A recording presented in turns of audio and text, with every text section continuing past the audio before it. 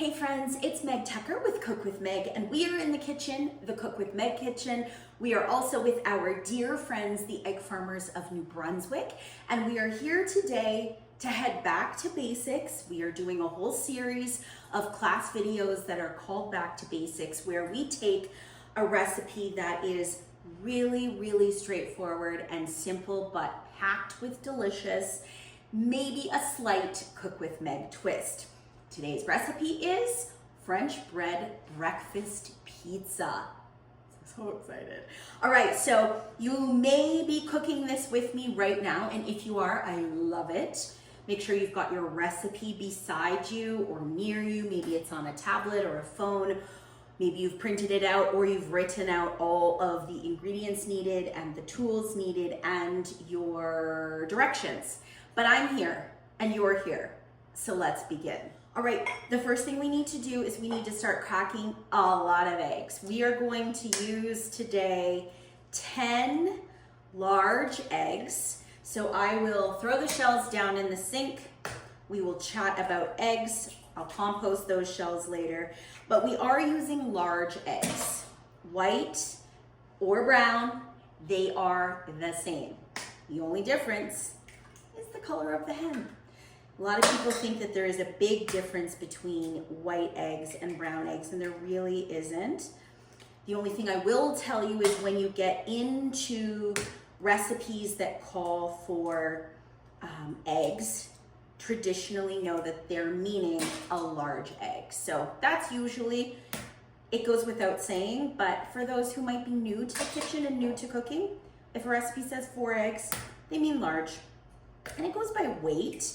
It goes by how much the actual inside, which contains the white and the yolk, or if we're being sciencey, the albumin, which is the white, that's all the protein, and the yolk.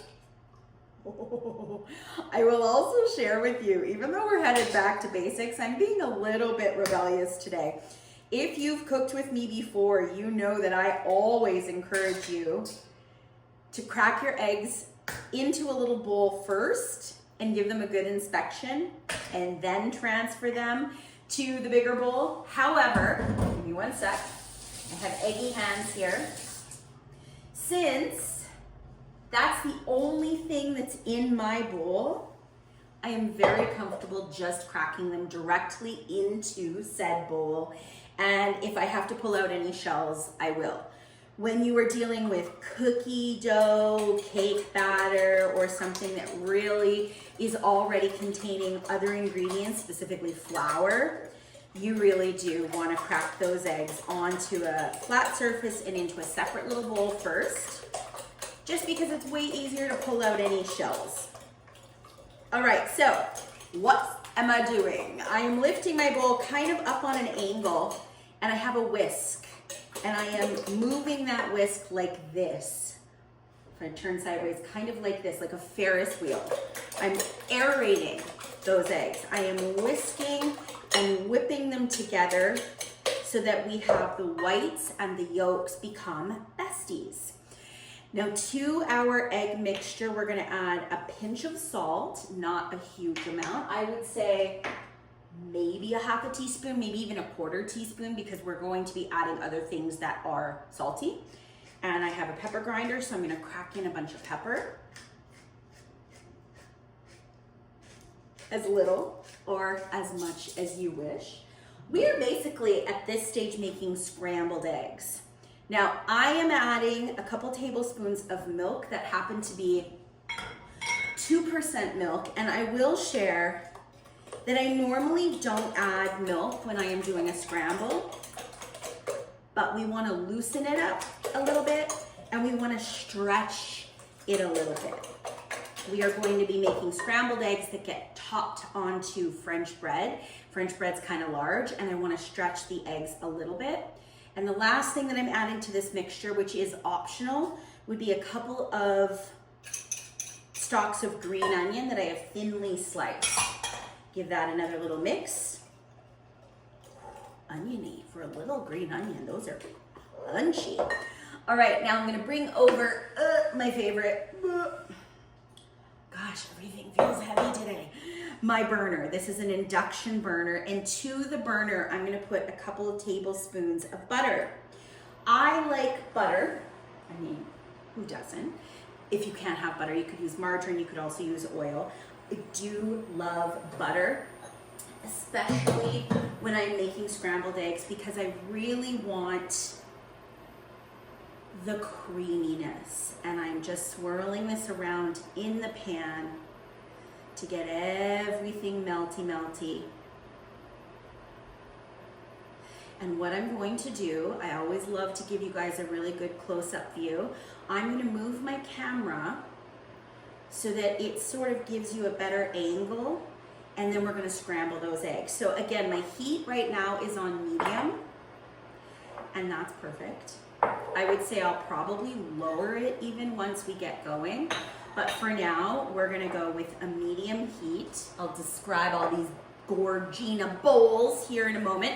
But let me get my camera moved so you can see the scramble happen right before your very eyes. All right, so we've got our pan on medium.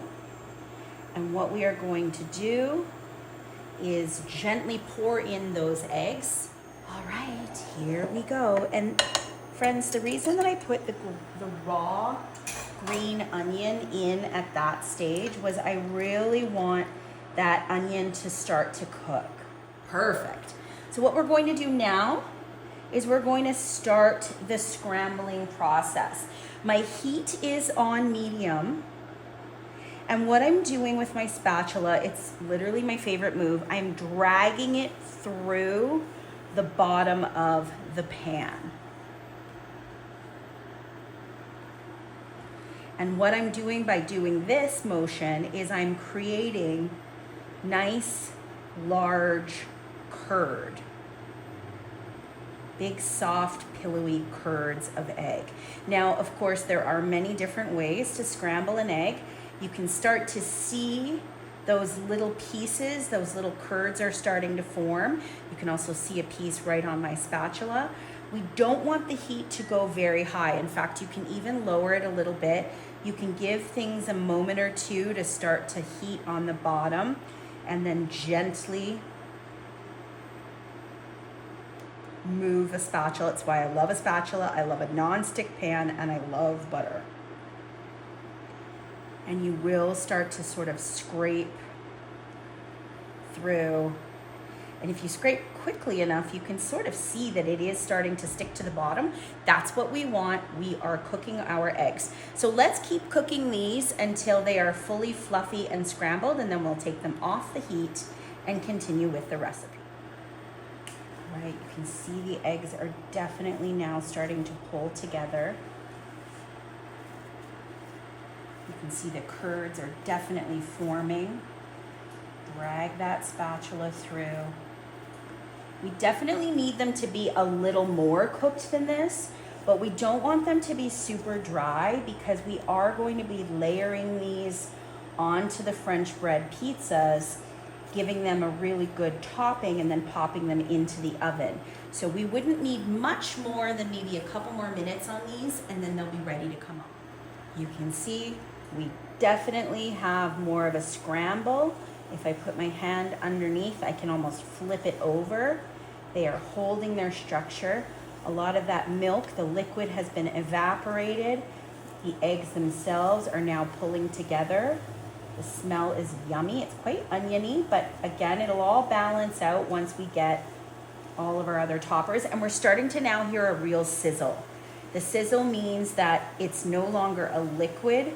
It's in a semi-solid state, and it's starting to really pick up that structure. In fact, if I could pick up a bunch right now. It's still a tiny bit wet for me, but I would say we're almost there. Now, if I were just eating these as scrambled eggs, I would take a little cheese, I would top it with cheese, I would top it with definitely any other deliciousness. But again, we're gonna be dealing with that when it becomes a pizza. So I'm gonna turn the heat off. I would say these are perfectly cooked for where we need them. Let's come back now and build our French bread pizzas. We are back. We've got our gorgeous fluffy scrambled eggs. And then, if I can draw your attention to the most beautiful, puffy, I don't think I've ever felt a softer, big French bread loaf. This is big. If yours is not this big, that's totally okay. But what we're going to do is we are putting that cut in half, beautiful French bread loaf.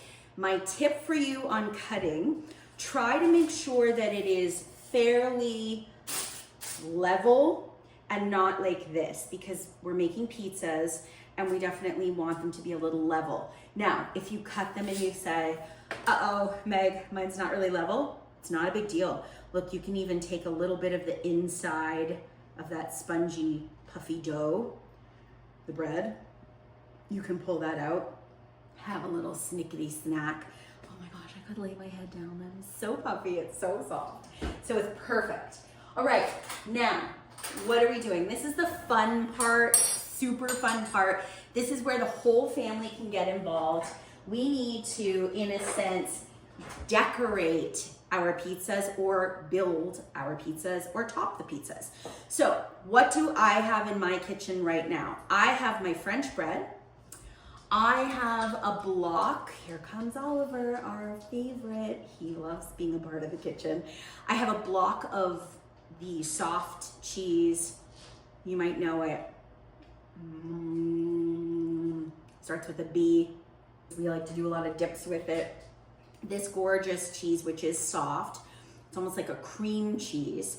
And what I think I would like to do is do one side of the bread with the cream cheese, and then I want to do another side of the bread with hollandaise, which, let's be real, yum.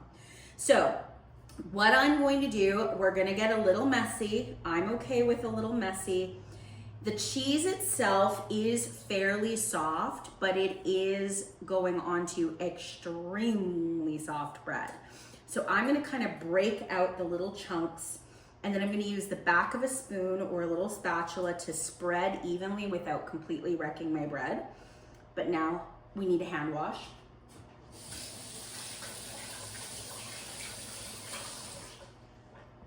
I also have preheated my oven to 350 degrees Fahrenheit. So you guys can get your ovens preheating now. Now, here's the thing. If we're making a pizza, think of it as almost like a garlic bread, like a topped garlic bread. And obviously, this is taking place of, say, like a garlic butter. I'm not worried that this isn't super spready. You could absolutely melt it, but it's gonna melt in the oven. So I don't really worry about that. I just want placement at this point. You'll see the hollandaise obviously spreads way more like a sauce, but I'm okay that this brick is still sort of bricky. I'm okay with that. Totally okay with that. I'm just finding little pockets to add it. I mean, you can't go wrong with like a beautifully whippy seasoned cream cheese and eggs. Kind of a perfect combo. So if you feel the spatula is not really doing its job, I love using a back of a spoon. You can kind of gently press the bread. Again, we don't want to crush the bread, but you do want to make sure you get kind of some everywhere. So I'm good with that. By the way, oven's preheating to 350. I have a tinfoil lined baking sheet or cookie sheet. That is purely so cleanup will be a breeze. Now, did I mention you can heat the cheese up if you wanted your cheese to be a little more spreadable? Totally works. And if you don't have this kind of cheese, you can also use a whipped cream cheese or a super, super softened cream cheese. All right. What I'm holding in my hand now might actually be one of my favorite things on earth, which is the sauce for Eggs Benedict, and that would be hollandaise. So because we're doing a pizza, I thought, okay, we need a sauce. I don't want to use a tomato sauce, although you could do a breakfast pizza with an actual pizza sauce, but we're doing breakfast, so why don't we say hollandaise? So hollandaise you can absolutely make on your own by hand, using eggs. You can also use the packaged version, which is totally fine, and it contains eggs. But now we've got two options. And what I love about this kind of a recipe is it's basic, but it's still kind of cool. It's something you could serve to company. It's something you could have on the holidays. And we're taking back to basics, scrambled eggs, bread, cheese, onion, sausage or bacon or ham, but we're kind of giving it that little boost, that little Cook with Meg twist. So now it's time to add our eggs. And I will tell you, they're toasty. They are still very warm. So I'm gonna break them up a little bit. You can see the steam rising. I'm so sorry, Bubby, you can't have any because we added onion. He's like, what? Mom? I'm gonna get a bigger spoon. Sometimes when things are quite warm and you have to distribute a lot, just grab a big kitchen spoon. Makes it easier, saves your hands. All right, so we're really taking our 8 eggs and we're going to divvy the eggs up all over the pizza as a topping. If you feel your pieces or your curds or your chunks are way too big for your liking, give them a little chippity chop and then top the French bread. We do have enough to kind of fill in all the gaps, as many of the gaps as we can. And our oven is preheated right to 350. So once this gets topped, we're going to put it into that preheated oven just until the cheese gets really bubbly and the bread toasts a bit. So I would say a regular preheated oven, you'd be looking at about like 10 to 12, 15-ish minutes. You shouldn't need too much more than that. But again, I always say ovens vary big time.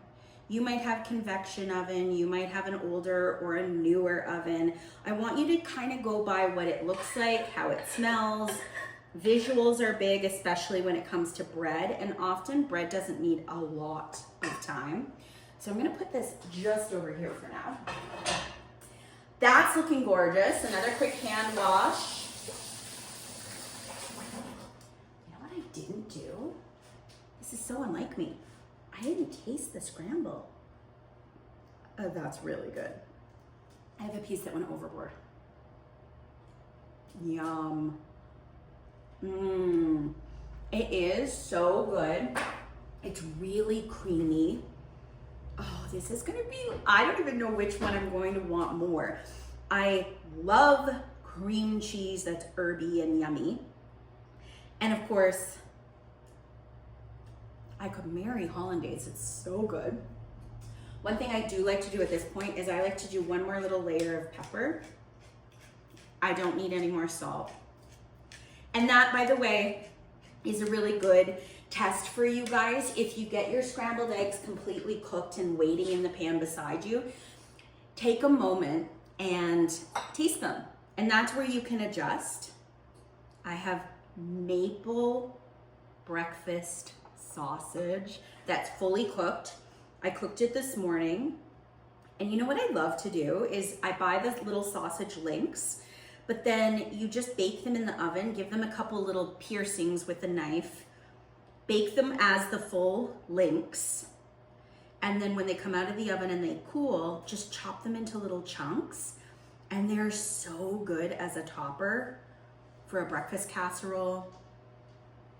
I mean, this would be perfect for the holiday season. You could have this essentially made ahead of time, although the one I wouldn't necessarily assemble ahead would be the hollandaise one. It will make the bread a little soggy. You could use crumbled bacon. I mean, we're loading. These are getting loaded. This is so good. It's like some for the cook and some for the family. Okay, that's probably enough. I could just keep going. Should I keep going? Let's keep going. Every bite needs a little sausage. There, done. That's one package, by the way, of the breakfast sausage. That looks incredible. And then we need, of course, to top it with some shredded cheese. So I have 2 different kinds of cheese. On the bottom, I believe I do have some, cheddar mozza combo. And the amount of cheese is completely up to you.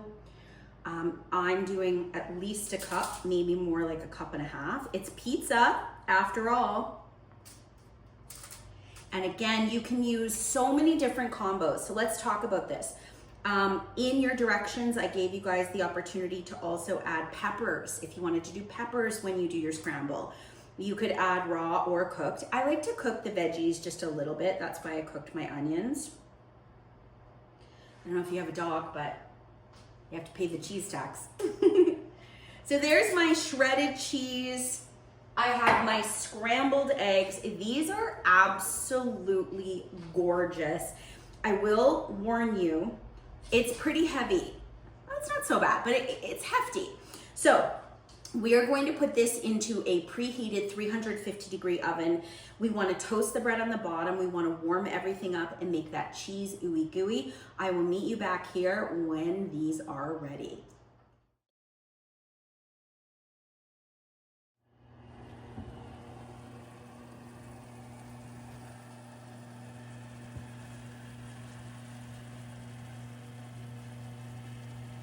We are back. I will share a tip with you. I broiled it at the very last, probably minute to minute and a half.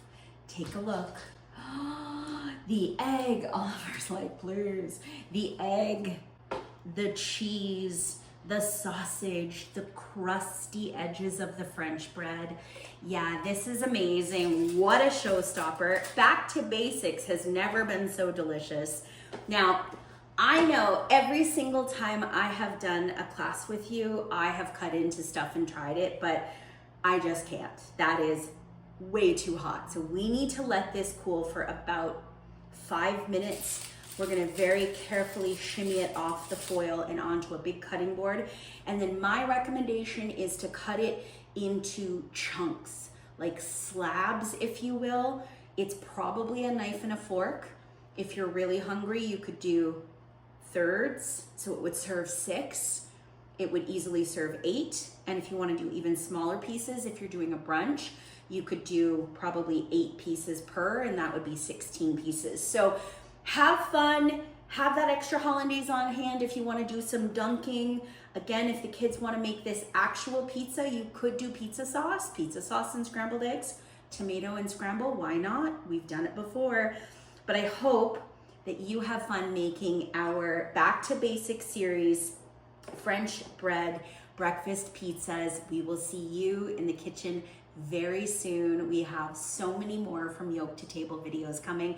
I'm Meg Tucker with Cook with Meg. You can find more with me, cookwithmeg.com. Huge thank you to the egg farmers of New Brunswick. And now I need to dig in, so I will see you later. Bye everyone. Remember, we are awesome.